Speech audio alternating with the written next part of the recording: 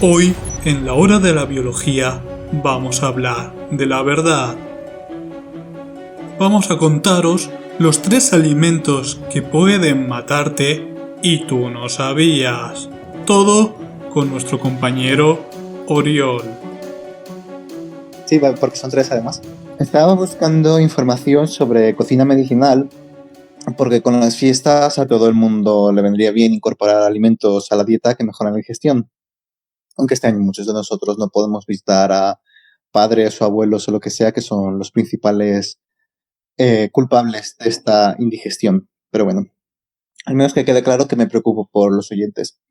Igualmente no importa, porque como suele sucederme, por el camino me encontré otro tema que me resultó interesante y he decidido llevarlo en otra dirección. Básicamente en dirección contraria, como ya mencionado en la presentación y probablemente en el título de este episodio, he decidido centrarme en propiedades tóxicas de alimentos comunes, en lugar de propiedades medicinales, que seguro que es mucho más interesante que las propiedades digestivas de la alcachofa. ¿Sabes que se supone que la manzanilla ayuda al plegado de proteínas? O sea, que tiene chaperonas y tal. Sí, el principio activo de la manzanilla, si no me equivoco, favorecía, estabilizaba las chaperonas del estómago y por lo tanto reducía la inflamación y funcionaba todo mejor. Ah, sí. Mejor que no active. Pero para evitar el Alzheimer, te inyectas una manzanilla en el cerebro y ya está. El cerebro. Te das un lavado de cerebro en manzanilla. Entonces, ¿por eso funciona lo de ponerte manzanilla en el ojo cuando tienes un orzuelo? ¿Para reducir la inflamación? ¿O la leyenda urbana? No sé, yo creo que es más leyenda urbana. Pero yo lo uso, Probablemente tenga propiedades antibióticas. No, por la inflamación, lo digo. Si dice Elena que por lo de las chaperonas y todo eso que reduce la inflamación. Estómago. Lo del ojo no lo sé. Igual se comparten chaperonas, no creo. No sé si hay chaperonas específicas de tejido, nunca, o sea. Pero el orzuelo no creo que sea por problemas, o sea. Sí, igual si tuviese propiedades antimicrobianas. Porque ¿cómo te pones la manzanilla? ¿Caliente o frío? De normal la manzanilla supongo que es frío. Caliente, ¿no? O sea, a ver, en el ojo no te lo vas a poner caliente. O sea, un poco caliente, o sea. Lo has puesto en agua hervir. Sí, tampoco helada, pero no hirviendo. Hombre, a no ser que te quieras quedar sin ojo, es una opción también. Sí, así ya no tienes orzuelo. ¿Qué alimentos pueden matarte sin que tú lo sepas? Voy a empezar con un alimento que muchos ya conoceréis o al menos os sonará, que son las almendras. No me refiero a que os suenen las almendras, que eso es obvio, pero me refiero a que os suene alguna sustancia relacionada con las almendras. El problema es que me he comido una almendra justo antes. Me he comido una almendra justo antes de empezar a hablar. Sí, por eso sería. Seguro que muchos habéis oído en libros o en series de detectives que el cianuro huele a almendras podridas. Para empezar, esto es una ofensa para estas almendras, pues eso lo explicaré más adelante. Pero además no es que el cianuro huela a almendras podridas, es que las almendras podridas huelen a cianuro. Bueno, es igual, el componente de las almendras que le da ese olor es cianuro, porque las almendras contienen una cantidad importante de esta sustancia.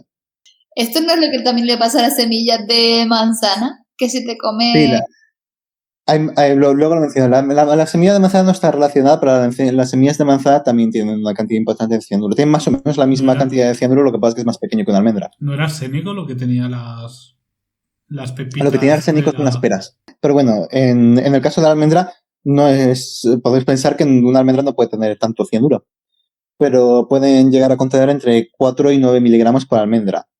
Teniendo en cuenta que la dosis letal por vía oral en humanos es entre 0,5 y 3,5 miligramos por kilogramo, resulta en una dosis letal de entre 25 y 50 almendras para adultos y de 5 a 20 almendras para niños.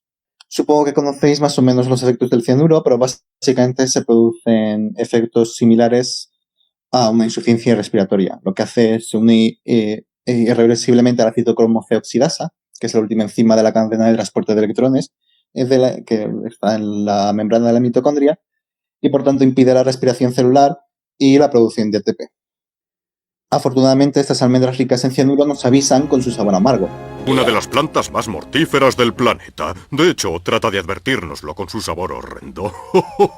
Este sabor amargo no se debe al cianuro, ya que las almendras son así tan amables, pero está relacionado con este cianuro. El cianuro se origina a partir de amigdalina o prunesina, que para que lo que nos importa son la misma molécula. Son glucósidos de mandelonitrilo. La prunesina es una glucosa, la amigdalina son 2 glucosas, pero lo que nos importa es el mandelonitrilo, así que no nos da igual cuántas glucosas haya. Que por una acción de una monoxigenasa de la superfamilia de P450 se degrada en glucosa, cianura y benzaldehído. Este último es el que le da este sabor amargo característico a las almendras. Una mutación puntual en un factor transcripcional concreto evita que se exprese esta enzima y produce un variante comestible que contiene alrededor de 40 veces menos cianuro. A esto me refería a que es ofensivo considerar que las almendras que huelen a cianuro son almendras podridas. En realidad son simplemente la variante wild type, aunque probablemente las almendras podridas también tengan cianuro. En concreto, la variante comestible es Prunus dulcis dulcis y la variante wild type es Prunus dulcis amara, que no tiene nada que ver con el hecho de que sean amargas.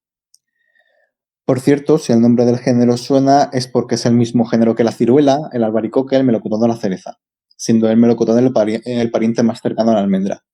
Y en todas estas frutas sucede lo mismo, se produce cianuro a partir de amigdalina y prunesina en la semilla. La diferencia es que en estas frutas no nos comemos las semillas, así que no hay riesgo de intoxicarse. En concreto, el cianuro que se genera es hidruro o cianhídrico, o como lo quieras llamar, es carbono unido con un triple enlace de nitrógeno y con el enlace que le queda unido a un hidrógeno. Los venenos típicos son sales de cianuro, que en lugar de un hidrógeno tienen un sodio, un potasio, lo que sea. ¿Cuántas tabletas de turrón son letales para una persona media? Depende de las almendras, unas 50 almendras. A ver, depende de... como ya he dicho, las almendras amargas, eso. Si son de las almendras dulces, que son las que probablemente te comas, porque te vas a comer las amargas, te puedes comer, eso, tienen 40 veces menos cianuro, así que te puedes comer 2000. Y si te comes 2000 almendras, ya vas bien. Hombre, 2000 almendras ahora es un campo de almendras, ¿eh?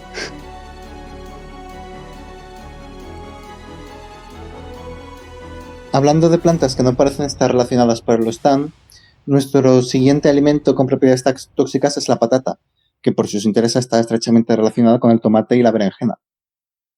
Y aunque estos frutos también contienen la sustancia que voy a mencionar, las patatas y sobre todo algunas en concreto tienen una concentración mucho mayor.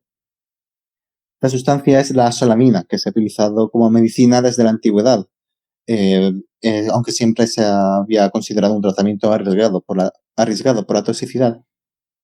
En estos casos no se extrae de la patata, sino de la hierba mora, cuya fruta tiene una concentración mucho más alta.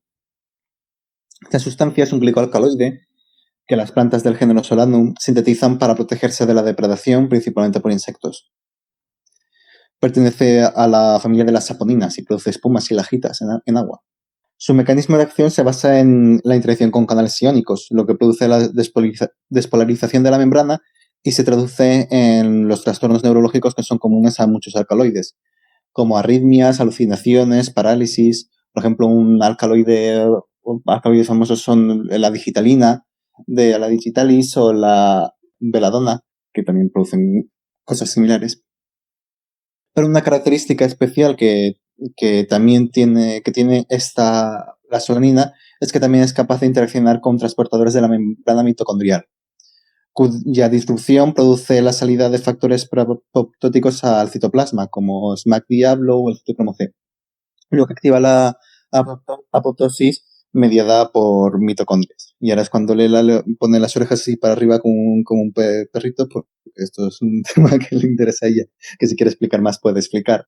Grabamos el capítulo de muerte celular, que supongo que ya estará subido. Así que si quieren saber más del tema de apoptosis, necrosis y tal, pueden escucharlo. Entonces tenemos las almendras que te pueden matar por el cianuro, pero las almendras wild types, no las adaptadas para jalarlas nosotros.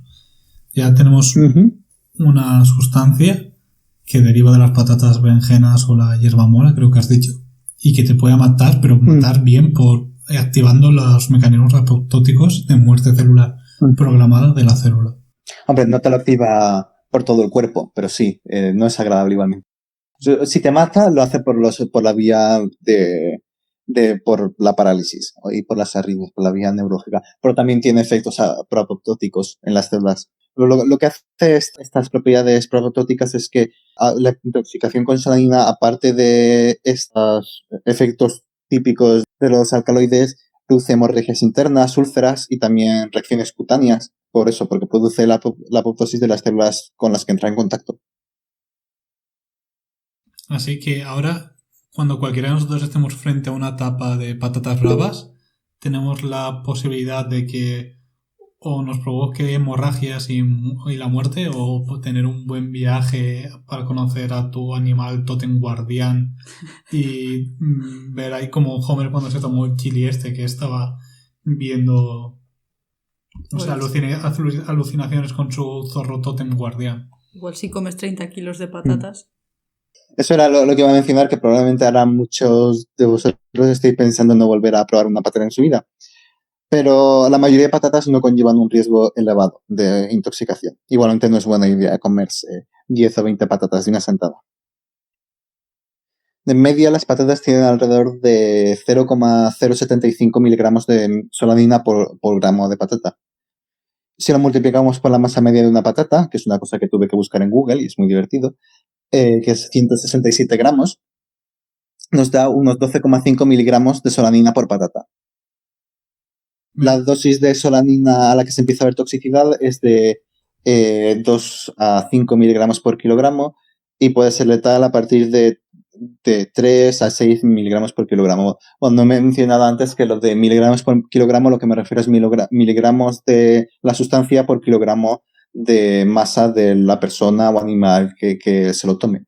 Porque mientras más grande es un animal, más puede aceptar esto. Con esto tenemos que las patatas tienen una dosis letal de 0,36 patatas por kilogramo. Por ejemplo, en mi caso sería el equivalente a 27 patatas. Y en alguien como Pablo sería varios órdenes de magnitud mayor. Claro, ha tenido que reservar el clúster de computación de Mare Nostrum de Barcelona para ver cuántas patatas era necesario para matar a Pablo, ¿no? No, digo que me estaba imaginando más a Oriol para calcular el peso medio de una patata, él solo con una báscula en su casa y 1 kilo de patatas ahí en plan de 47 gramos, 200 gramos, 37 gramos. Y sus padres se la puerta en plan de ¿qué hemos hecho mal? Si tiene una carrera y un máster que hace pesando patatas. No, buscándolo en Google, pero ahora el algoritmo de Google no sé qué cosas te mostrará de publicidad después de poner el peso medio de una patata. Sin embargo, si las patatas no se almacenan adecuadamente, pueden aumentar su concentración de solanina. En concreto, la luz solar estimula la producción de alcaloides, entre ellos la solanina, por lo que hay que almacenarlas en un lugar oscuro. Afortunadamente, estas patatas también sintetizan más clorofila para aprovechar esta luz, por lo que su piel adquiere un tono verde. Si alguna vez vemos patatas en este estado, pueden tener concentraciones más elevadas de solanina, por lo que hay que tener cuidado. Una manera de comprobar el estado de estas patatas es poner un trozo de la piel sobre la lengua y si se nota una sensación de quemazón, como una quemadura química, sabemos que la patata es tóxica. Básicamente lo que estás haciendo es ver si la patata te está produciendo apoptosis en la lengua. Nada, eso que por suerte las células de la lengua se regeneran bastante bien. O sea, bastante rápido. Sí, por eso no te digo que te lo pongas en el ojo.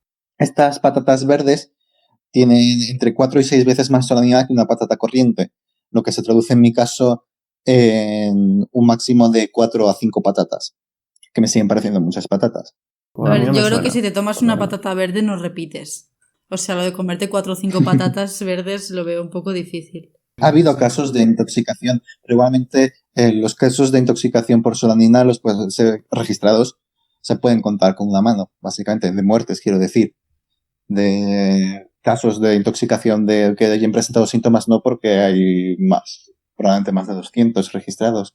Hubo un colegio en Estados Unidos que se envenenaron la mitad por unas patatas en mal estado.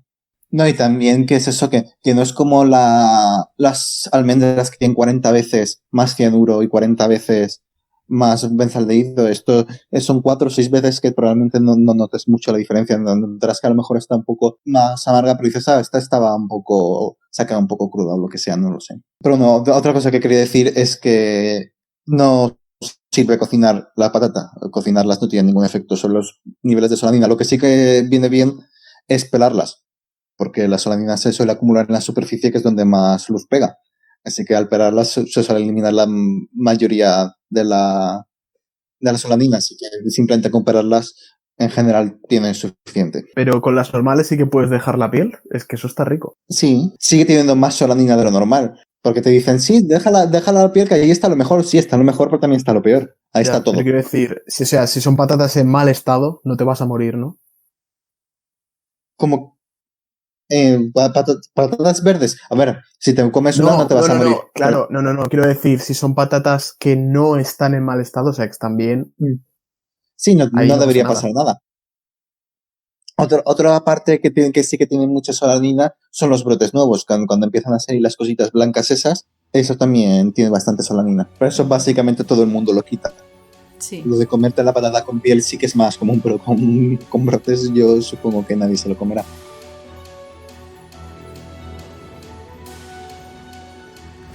Ya por último, el último alimento del que quiero hablar, y probablemente el más importante en nivel de toxicidad, es la nuez moscada.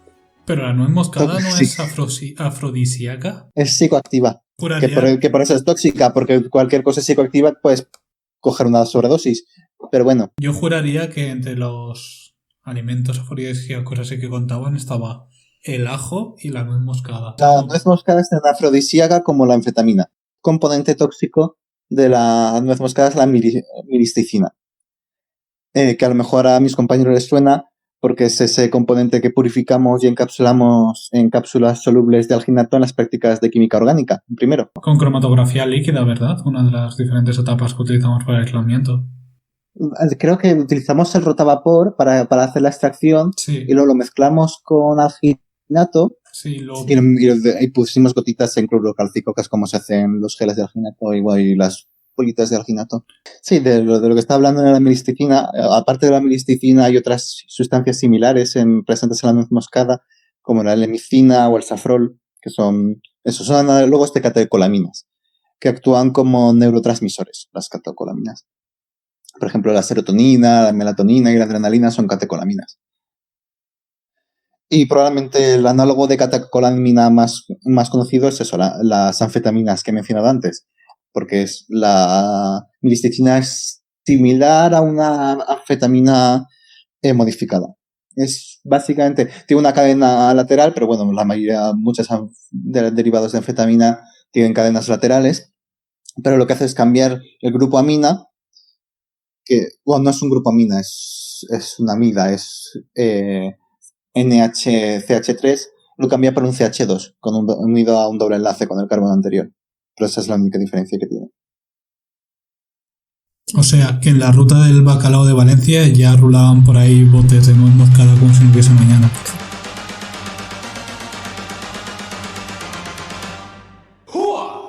A ver, no, la ruta del bacalao tenía más niveles. Ellos iban directamente a la anfetamina. Entonces cuéntanos que estos análogos a neurotransmisores puede estar haciendo nuestro cuerpo. Podrías pensar que los efectos son similares a las anfetaminas, y en parte lo son, pero no, como no tienen este grupo amina, no se unen a los receptores de catecolaminas, a SERT, DAT y NET, que son los receptores de serotonina, dopamina y norepinefrina, que es noradrenalina. Depende de a quién le preguntes. En lugar de eso, lo que hacen, en lugar de actuar como agonistas de los receptores, actúan como inhibidores competitivos de la recaptación de los neurotransmisores, ocupando los canales de recaptación, y sobre todo inhiben las monoaminoxidasas, que son las enzimas encargadas de metabolizar estos neurotransmisores una vez son recaptados en la neuro. Básicamente, estas monoaminoxidasas pueden reconocer una parte de la molécula, miristicina o lemicina, safrol, pero cuando van a cortar en la parte donde está la amina, no la pueden encontrar porque no tienen la amina. Así que actúan como como inhibidores. No son inhibidores irreversibles, pero como no se degradan, su nivel se mantiene alto durante bastante tiempo y acaban siendo básicamente inhibidores completos. ¿Sí? Los inhibidores de las monoaminoxidasas no son medicamentos que se utilizan, no sé si me acuerdo, no me acuerdo si era para la esquizofrenia o alguna enfermedad degenerativa. Sí, se utilizan para el Parkinson, para la depresión, para la agorafobia, cosas así. Sí, a ver, es eso. Todo en cierta medida es bueno. En este caso, el problema que tiene principal es que te puedes pasar muy fácilmente. Ya lo mencionaré. En este caso, si no me equivoco, con la depresión y el Parkinson era, ¿no? Sí. Lo que se quiere es que la oxitocina se quede más tiempo en el espacio sináptico, ¿no? Sí, que esto es lo que hace estas sustancias, tanto impidiendo la recaptación como sobre todo impidiendo la degradación, lo que hacen es que se acumulen neurotransmisores en el espacio sináptico, lo que produce una activación excesiva de estas neuronas, que se traduce en los síntomas neurológicos. Estos síntomas comienzan asemejándose a los efectos de las anfetaminas, incluyendo la sensación de euforia, alucinaciones, agresividad, ansiedad, psicosis, pero en general estos síntomas son menos intensos que las anfetaminas porque no son tan afines y además no activan directamente al receptor, lo que hacen es aumentar el nivel de neurotransmisor, pero son mucho más duraderos, llegando a durar incluso varios días. Por eso, porque no se degradan, porque las anfetaminas, las monoaminoxidasas la pueden degradar, estas sustancias no. Habrá que vigilar la concentración de nuez moscada que le echamos a la bechamel. Si no, vamos a acabar con un... Sobre todo si vais a comer muchos días seguidos. Puedes matar a alguien poniéndole lasaña 4 días seguidos para que coma, ¿no? Mi abuela no intentaba matarme cuando iba a comer a su casa. Pero bueno, de momento esos síntomas tampoco son muy graves porque son en general lo que la gente busca con las anfetaminas, así que tampoco pasa nada. O sí pasa, pero es eso, que la gente tampoco se va a enfadar. ¿Cómo cuánta nuez moscada estamos hablando? La dosis letal es entre 2 y 3 para un humano adulto. 2 y 3, ¿qué? ¿Kilogramos? ¿Toneladas? Nueces, que son unos 10 a 15 gramos. Sí, es eso. No hay muchos casos de envenenamiento porque la nuez moscada se utiliza como especia. Así que pones un poquito. Yo tengo nueces moscadas heredadas de mi abuela que llevan ahí años porque no se gastan lo justo. La mayoría de casos, porque hay bastantes casos de intoxicación por nuez moscada e incluso muertes. Pero la mayoría de casos son gente que lo está utilizando como sustituto de anfetaminas y cosas así. ¡Éxtasis! Y en muchos casos en combinación con otras drogas. Así que fue un cóctel de cosas que les pegó muy mal. Pero sí que hay bastantes casos de intoxicación por nuez moscada, pero en general es gente que ha tomado mucha nuez moscada a propósito. Vale, eso te iba a decir que, claro, yo la nuez moscada siempre la he visto como especias, no las he visto en plan de, uy, nuez moscada. No es como, vale, nueces, nuez de macadamia, ¿no? O sí, exacto, que lo que tiene es eso, que no vas a comer mucha. Pero para que lo compares con las almendras anteriores que tienen más o menos el mismo tamaño, las almendras amargas tenías que comerte 25 o 50 para tener una dosis letal. Las nueces moscadas son 2 o 3. Es mucho más tóxico. No, sí, no sé a cuánto estará el kilo de nuez moscada. ¿Qué sale más barato, las anfetaminas o la nuez moscada? Hombre, supongo que la nuez moscada, porque es eso. La mayoría de casos es eso, que la gente que la utiliza, que no puede acceder a nuez moscada, pues son adolescentes o gente con menos ingresos y toman nuez moscada. Que no puede acceder a la nuez moscada. ¿A nuez moscada o anfetaminas? Perdona. O sea, creo que los adolescentes de normal pueden... Pero bueno, lo que está mencionando de los síntomas, al principio son los síntomas similares a los de las anfetaminas, pero luego a medio plazo la acumulación de adrenalina y noradrenalina produce un estado de activación constante del sistema nervioso simpático que se traduce en efectos cardiorrespiratorios como taquicardia o taquipnea, gástricos como náuseas y vómitos y otros como insomnio, convulsiones o movimientos involuntarios. Y también es fácil que se produzca deshidratación por el aumento de sudoración. Eso también es un problema importante en muchos casos de intoxicación por nuez moscada, porque están así contentillos y no se dan cuenta que se están deshidratando.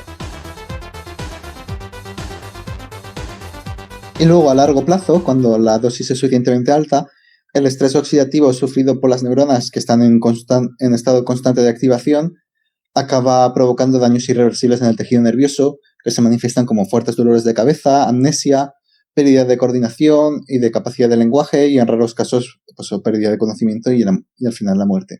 Además, se ha observado que la eliminación de estas sustancias cuesta mucho porque son capaces de inhibir enzimas del citocromo P450, que es el mismo que he mencionado antes en la producción de cianuro de las almendras, pero en este caso en humanos, el citocromo P450, las enzimas de esa familia, se encargan de la eliminación de toxinas y de algunas hormonas. Eso significa que también que es especialmente peligroso tomar nuez moscada en combinación con alcohol o drogas, porque también interfiere en su eliminación, así que puede bajar la dosis necesaria para una sobredosis de esas otras drogas. En cuanto a su toxicidad, en análisis con extractos puros se ha descubierto que es bastante baja, con una letalidad a partir de dosis del orden de gramos por kilogramo, que esto es más de 100 veces menos tóxico que la solanina, por ejemplo. Sin embargo, es la combinación de todos estos principios activos la que produce un efecto cooperativo que lleva a niveles mucho más elevados, con una dosis letal de aceite esencial de nuez moscada de 5 miligramos por kilogramo, que se traduce, como mencioné antes, en una dosis letal de entre 2 y 3 nueces para un humano adulto.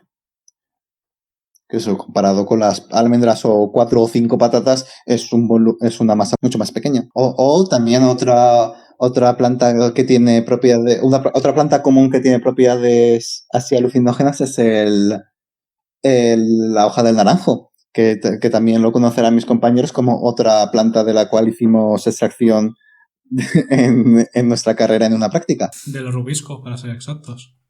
Exacto. Sí, pero a ver lo que hicieron con los restos. Así es como se financian.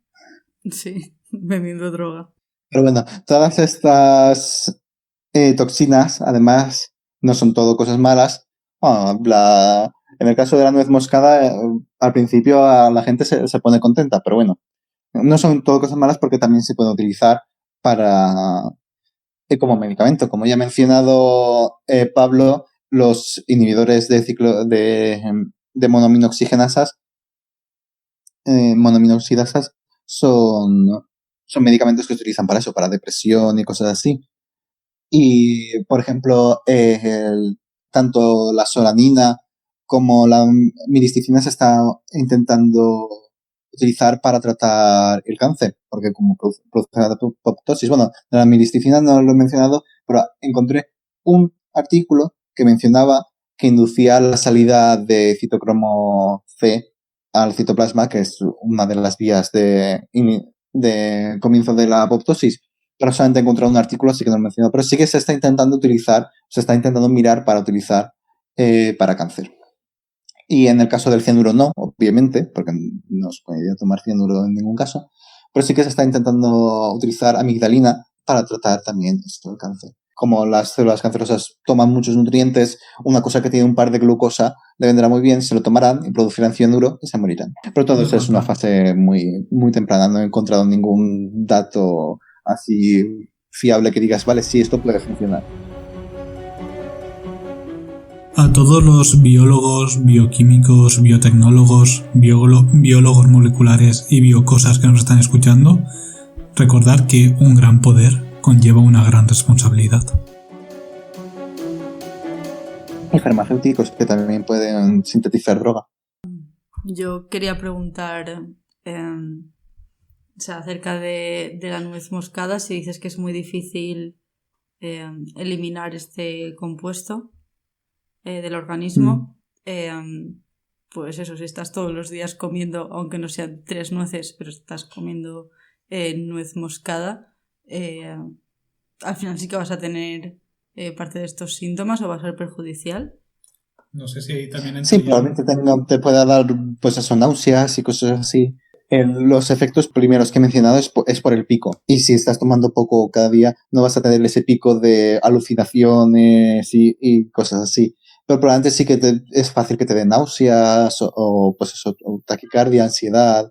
Pero aparte que también crea más resistencia. Como hay casos de gente que la han intentado envenenar con arsénico, pero le han puesto tan poca concentración y de forma gradual que al final se han hecho más resistentes y cuando le quieren dar la dosis letal no lo llegan porque ya su cuerpo, digamos que lo puede digerir algo mejor.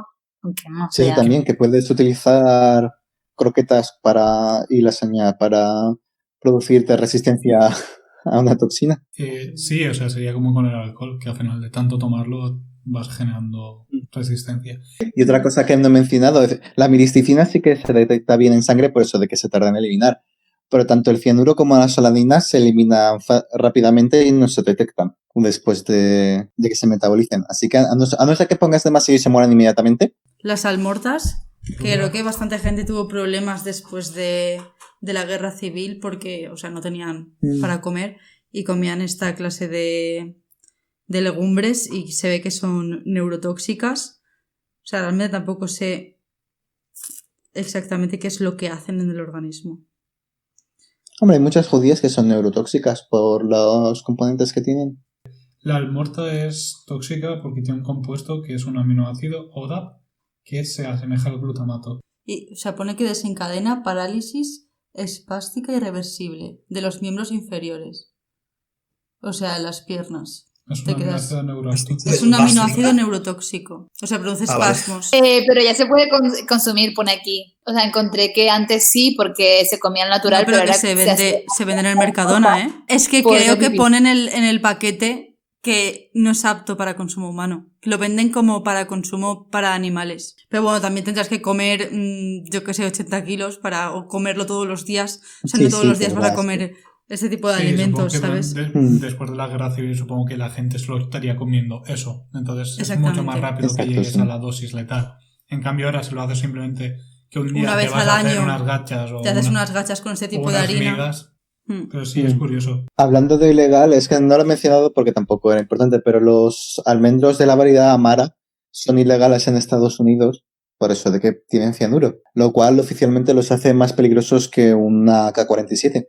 Pero bueno, allí también son ilegales los huevos Kinder. Por la asfixia, sí. Pero puedes tener un arma en tu casa para que tu hijo pueda jugar con ella. Sí, exacto. Como el coronel O'Neill. El hijo del coronel O'Neill en Stargate SG-1. Desde la hora de la biología no recomendamos que utilices nada de los conocimientos que hemos aportado hoy en el capítulo de Oriol para intentar matar a nadie. Di no a la muerte. También que no toméis drogas. Y hasta aquí el capítulo de hoy de la hora de la biología. Muchas gracias por escucharnos. Nos despedimos no sin antes decir que puedes suscribirte, es totalmente gratuito. Y si tienes alguna duda o sugerencia, puedes dejarnos un comentario o si lo prefieres, puedes enviarnos un correo electrónico a lahoradelabiología@gmail.com. Os recordamos que el nombre de los artículos comentados los puedes encontrar en la descripción del capítulo.